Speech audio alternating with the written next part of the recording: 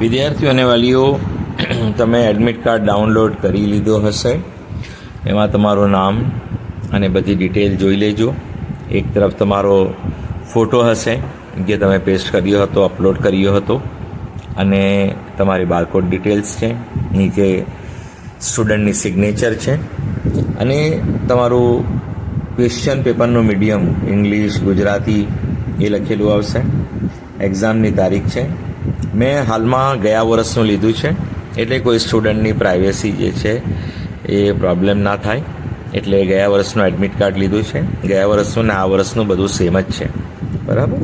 તો આમાં તમારું એક્ઝામિનેશન ડેટ છે. રિપોર્ટિંગનો ટાઈમ છે ને દરેક સ્ટુડન્ટનો જુદો જુદો આપે છે, જેથી એક સાથે બધી ભીડ ના થાય, ટ્રાફિક જામ ના થાય, એક સાથે બધા ભેગા નહીં થઈ જાય અને અગવડ ન પડે. એના કારણે એ લોકો બધાને જુદા જુદા સમયે બોલાવે છે. પણ ગેટ ક્લોઝિંગનો સમય 1:30 વાગ્યાનો છે, સૌથી છેલ્લા. એટલે એટલીસ્ટ તમે 1 વાગ્યા સુધી તમારે પહોંચી જવું પડે, લાસ્ટમાં લાસ્ટ. જો તમારો સમય આપ્યો છે 11 વાગે, તો 11 ને 11 વાગે જ જતા રહેવું કોઈ જરૂરી નથી. 11:30 પણ જઈ શકો, 12 વાગે પણ જઈ શકો, 12:30 પણ, અને 1 વાગે સુધી તમે ત્યાં પહોંચી શકો છો. 1:30 વાગે ગેટ ક્લોઝ થઈ જાય પછી એ લોકો તમને લેવાના નથી. એક્ઝામનો ટાઈમ 5 તમારું એક્ઝામ સેન્ટરનું નામ અને એડ્રેસ, બરાબર. હવે આજે જે લોકોએ પેલા કસ્ટમરી ડ્રેસમાં, રિલિજિયસ ડ્રેસમાં જવાના છે, એમના માટે શું હોય છે કે 1 કલાક એમને પહેલાં જવું પડે. એટલે 1 વાગ્યાનો સમજી લો, આપણે ટાઈમ સમજી લો કે બધા સ્ટુડન્ટ્સે એટલીસ્ટ 1 વાગ્યે તો પહોંચવાનું જ હોય. પણ જે કસ્ટમરી ડ્રેસમાં હોય, રિલિજિયસ ડ્રેસમાં હોય, એમને 1 કલાક પહેલાં જવું પડે. એટલે એમને લાસ્ટમાં લાસ્ટ 12 વાગે પહોંચી જવાનું હોય, જેથી એમની ફ્રિસ્કિંગ એટલે એમની ચેકિંગ બરાબર થઈ શકે. એટલે ચેકિંગના માટે 1 કલાકનો સમય એ લોકો કહે છે કે 1 કલાક પહેલાં આવો, જેથી તમને સમયસર તમે તમારી સીટ પર બેસી શકો. એટલે જે લોકો પણ કસ્ટમરી ડ્રેસમાં, રિલિજિયસ ડ્રેસમાં જવાના છે, એમણે 1 કલાક પહેલાં, એટલે કે 1 વાગે લાસ્ટ ટાઈમ આપણે સમજી લઈએ તો 12 વાગ્યા સુધી પહોંચી જવું જોઈએ, ને લાસ્ટમાં લાસ્ટ 12:30. ત્યાં સુધી એમને ત્યાં તે ફ્રિસ્કિંગ અને ચેકિંગ બરાબર થઈ શકે, એટલે એમને પણ પછી મોડું ના થાય અને ચેક કરવાવાળાને પણ સમય ના બગડે. તે પછી તમે જોશો તો લેફ્ટ સાઈડમાં એક ફોટાનું ઓપ્શન છે, એ ફોટો મૂકવાનો છે, બરાબર. પણ અહીંયા ફોટાની છે ને સાઇઝ નાની છે, તો આપણે શું કરવાનું છે કે ઉપરની જે લાઈન છે, બોક્સની લાઈન, ત્યાંથી ચીટકાડીને નીચે સુધી લઈ જવાનું છે. બોક્સના બહાર છે ને એ નીચે સુધી લઈ જવાનું છે, બરાબર. નીચે તમે આ લાવશો તો વાંધો નહીં આવે. ઉપર છે ને તમારું નામ અને બધું હોય છે, એટલે ઉપર તમારે નહીં લેવાનું, કેમ કે એમાં તમારું સેલ્ફ ડિક્લેરેશન, અંડરટેકિંગ આવે છે, તમારું નામ આવે છે, ડિટેલ આવે છે, અને પછી સિગ્નેચર તમારી આવશે. તો પણ સિગ્નેચર તમારે કરવાની નથી, એ તો તમે હોલમાં જશો ને તો ઇન્વિજિલેટર સામે જ કરવાની હોય છે, બરાબર. હાલમાં ફક્ત તમારે અહીંયા એક ફોટો લગાડવાનો છે, પાસપોર્ટ સાઇઝનો. જે ઉપર તમારો ફોટો દેખાય છે ને તે જ ફોટો તમારે અહીંયા નીચે લગાડવાનો છે, બરાબર. ઉપર જે ફોટો હોય, લાઈવ ફોટો, તમે જે ફોટો અપલોડ કર્યો હોય તે સેમ ટુ સેમ અહીંયા લગાડવાનો છે. લેફ્ટ સાઈડમાં ખાનું નાનું છે, પણ ઉપરની લાઈનથી પેલું ઉપર લખાણ જે છે એના અંદર પાછળ નહીં રહેવું જોઈએ. એટલે એના લખાણના નીચે નંબર 2 લખ્યું છે, એના નીચે જે બોક્સ ચાલુ થાય છે તે ઉપર તે બોક્સથી લગાડવાનું, અને નીચે તમે ગમે તેટલું લઈ શકો, બરાબર. જ્યાં સુધી લાસ્ટ એપ્લિકેશન નંબર સુધી બી તમે લઈ લેશો ને તો વાંધો નહીં આવે નીચેની તરફ. અને જે તમારા ડાબા અંગૂઠાનું નિશાન જે છે એ તો આરામથી આવી જશે. આડું કરવાનું, ઊભું નહીં, આડું કરવાનું તો ઇઝી પડશે. ઊભામાં પાછું તમને અગવડ પડશે. એટલે આડું હોય તો એકદમ ક્લિયર ઇમેજ તમારી ત્યાં આવી જાય, ને એ લોકોને ક્લિયર ઇમેજ જોઈએ છે. એટલે પહેલે વ્યવસ્થિત એક રફ પેપર પર તમારે અંગૂઠો મારીને જોવાનો. તમારી થંબ ઇમ્પ્રેશન બરાબર આવતી હોય પછી અહીંયા કરવાનું. એટલે પહેલાં રફ પેજ પર ટ્રાય કરો તમે, પછી અહીંયા કરો. હવે બ્લુ હોય, બ્લેક હોય, બધું ચાલે, પણ તમે બ્લુ લો તો વધારે સારું, કે ઓરિજિનાલિટી ખબર પડે કે ઝેરોક્સ નથી, ઓરિજિનલ પેપર છે, ઓરિજિનલ તમારું છે. એટલે તમારે બ્લુમાં લેવ તો વધારે સારું. અને ત્રીજા ખાનામાં સહી કરવાની છે, પણ હમણાં કરવાની નથી. તમારે ફક્ત પહેલા પેજ પર આટલું જ કરવાનું છે. એક પાસપોર્ટ સાઇઝ ફોટો ચીટકાડવાનો છે, જે ઉપર દેખાય છે તેમાંનો જ, અને એક તમારી ડાબા હાથના અંગૂઠાનું નિશાન આવી જશે. ને તમારી પાસે ઇંક પેલું પેડ ના હોય ને, ઇંક પેડ ના હોય તો તમારા હાથના અંગૂઠા પર તમે બોલપેનથી બધું કલર કરશો, એટલે આખી બોલપેનથી અંગૂઠા પર ચિતરી નાખશો બોલપેનથી, તો એ ભૂરું થઈ જશે બ્લુ. તો તમે રફ પેપર પર ઇમ્પ્રેશન લઈને તમે જુઓ કે બરાબર આવે છે, પછી તમે અહીંયા ઇમ્પ્રેશન આપી શકો છો, અહીંયા અંગૂઠો મારી શકો છો. અને ત્રીજું ખાનું સિગ્નેચરનું છે તે છોડી દેવાનું છે. તે હાલમાં સિગ્નેચર કરવાની જરૂર નથી, ઇનવેજિટેટરની સામે, એટલે કે ત્યાં હોલમાં કરવાની રહેશે. બીજા પેજ પર છે ને પોસ્ટકાર્ડ સાઇઝ ફોટો આપણે અપલોડ કરવાનો છે, ચીટકાડવાનો છે. તો આમાં છે ને ઉપરથી આપણે ચીટકાડવાનો છે. નીચે મેં લાલ લાઈન મૂકી છે ને ત્યાં સુધીમાં આવી જોઈએ, નીચે એનાથી નીચે નહીં જવો જોઈએ, કેમ કે તે પછી લખાણ આવી જાય છે. તો આ લખાણ દેખાવું જોઈએ. એટલે બીજા પેજ પર આ લાલ લીટીના ઉપર, એટલે બીજા પેજના મથાળા સુધી ઉપર સુધી તમારો ફોટો જશે તો વાંધો નહીં આવે, પણ આ નીચે નહીં જવું જોઈએ. જે એક્ઝામની ડેટ અને ટાઈમિંગ લખ્યું છે ને એ બધું ફોટાના પાછળ નહીં આવવું જોઈએ, એ બધું આપણને સ્પષ્ટ દેખાવું જોઈએ. એટલે બીજા પેજ પર ફોટો ઉપરની સાઈડથી લેવાનો છે, પોસ્ટકાર્ડ સાઇઝ ફોટો, અને પહેલા પેજ પર પાસપોર્ટ સાઇઝ ફોટો નીચેની તરફ લેવાનો છે. સમજી ગયા? સહી કરવાની નથી, ત્યાં ઇન્વિજિલેટર સામે કરવાની છે. એક પાસપોર્ટ સાઇઝ ફોટો સાથે લઈ જવાનો છે. 2-3 લઈ જાઓ તો વધારે સારું, કે ત્યાં પછી ફોટોગ્રાફરને બોલાવીને રાખે ને પછી કે એક જ ફોટો છે ને ખોવાઈ જશે તો શું થશે, બીજા ફોટા પડાવી લો, એવી રીતે એ લોકો તમને હેરાન કરે છે. તો તમારી પાસે 2-4 ફોટા હોય તો લઈ જવાના.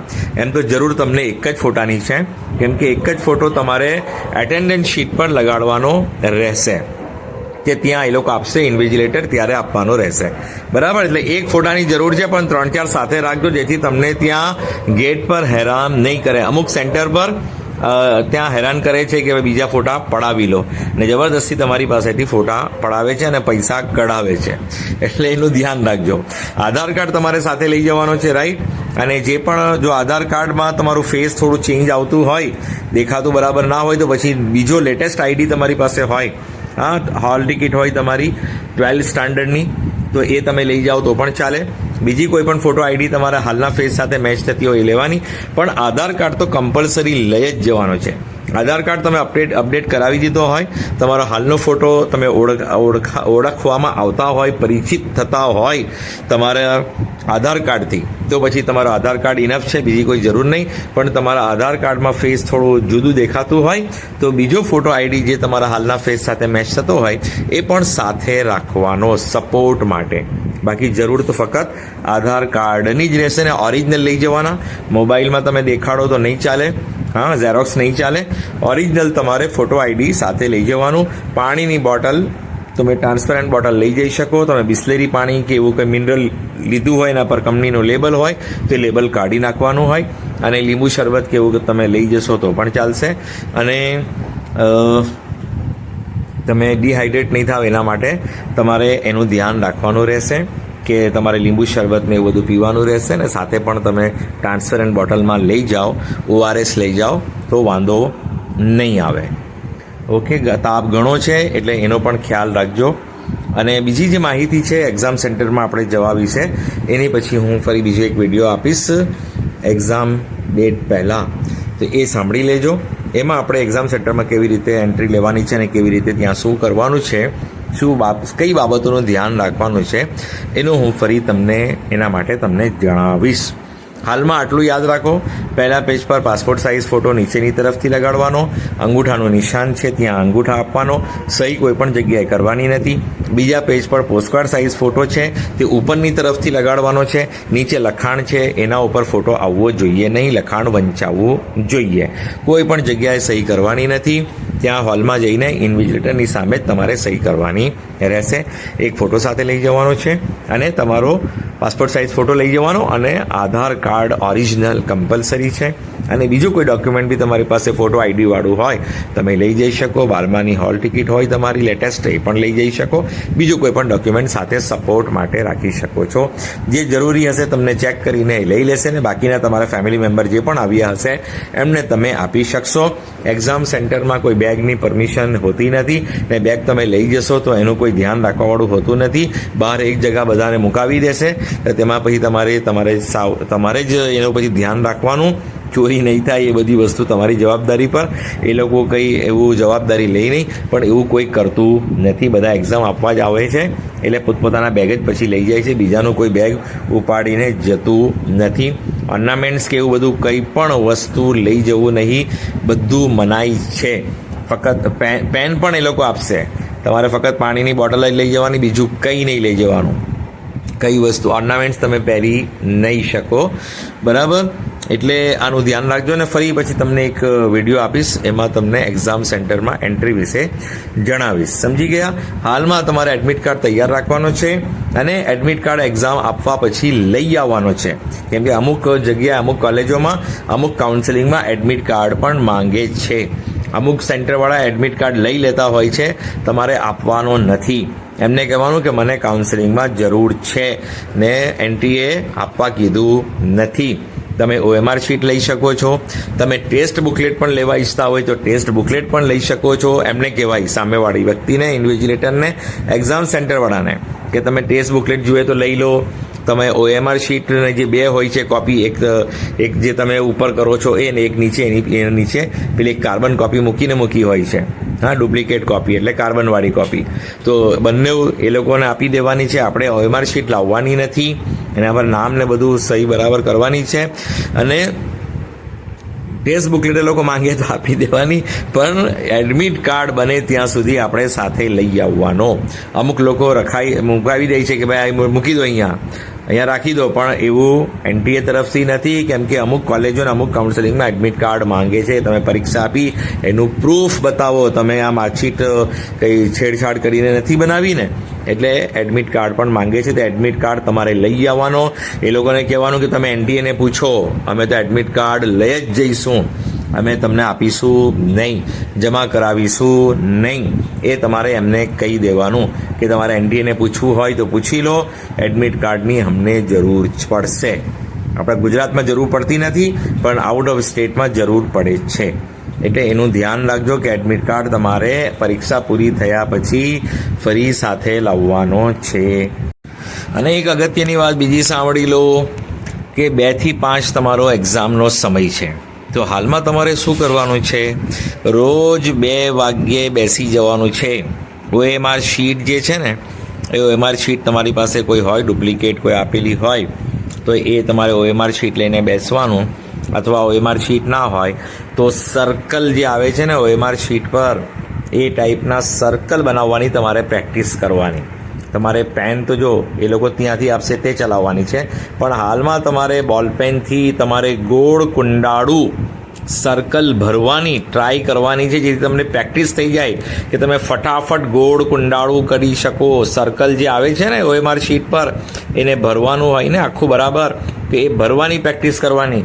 અને 2 થી 5નો સમય તમારા એક્ઝામનો છે, તમારે રોજ 2 થી 5 બેસી જવાનું હવે, જેથી તમારું જે સિસ્ટમ છે ને, તમારું રોજની એક ટેવ પડી જાય કે આ ટાઈમે તમે રોજ કરતા હતા, એટલે એક્ઝામ સેન્ટરમાં બી તમે એ જ સમયે કરશો તો તમને ફટાફટ તમને થઈ જશે. તો હવે રોજ બપોરે 2 થી 5 બેસીને તમે મોક ટેસ્ટ લખો, કંઈ પણ કરો, પણ ગોળ કુંડાળાની પ્રેક્ટિસ પણ સાથે કરો. એટલે તમે એક્ઝામ સેન્ટરમાં જે 2 થી 5નો સમય છે ને, એની સાથે તમે મેચ થઈ જાઓ અને તમને અગવડ ના પડે, તમે યુઝ ટુ થઈ જાઓ. બરાબર? Thank you so much for listening, liking, subscribing and sharing. Channel સાથે જોડાયેલા રહેજો, જેથી બધી માહિતી સમયસર મળતી રહે. Best of luck. શુભ સારા, ખૂબ સારા સ્કોરથી અને શુભ સારા સ્કોરથી તમે સફળ થાઓ એવી મારી શુભેચ્છા છે. અને બીજો એક વિડીયો આપીશ એક્ઝામ સેન્ટરમાં એન્ટ્રી વિશે.